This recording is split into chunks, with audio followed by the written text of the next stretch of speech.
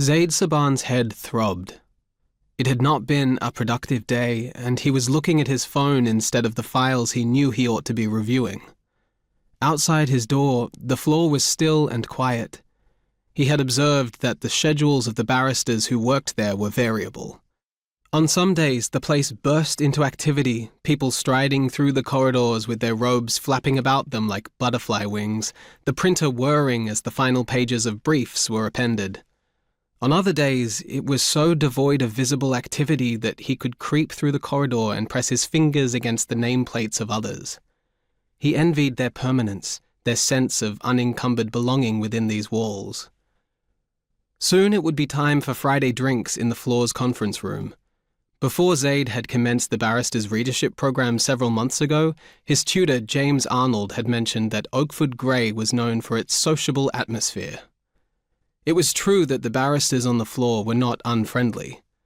Emily Burton asked him for coffee runs most mornings they were in together, and Georgina Shue and Cam Bucknell had been kind to him, taking the time to say hello and ask what matters he was working on.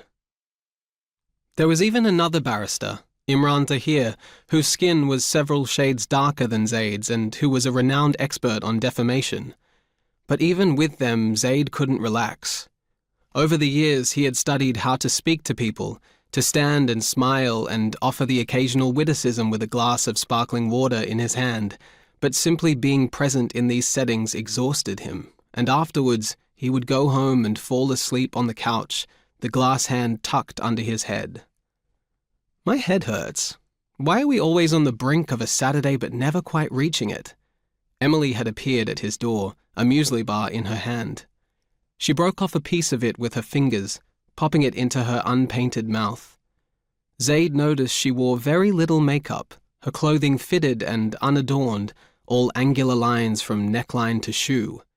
On one occasion, he had seen a label protruding from the crispness of her shirt, and when he had looked up the brand, he discovered that it belonged to a Melbourne-based atelier that used only organic and fair trade cotton.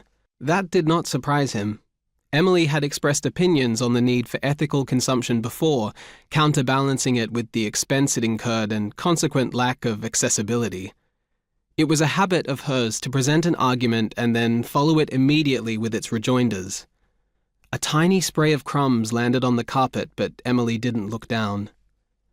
"Statistically, you know that there's as much of a chance of it being a Saturday as any other day, right?" he said.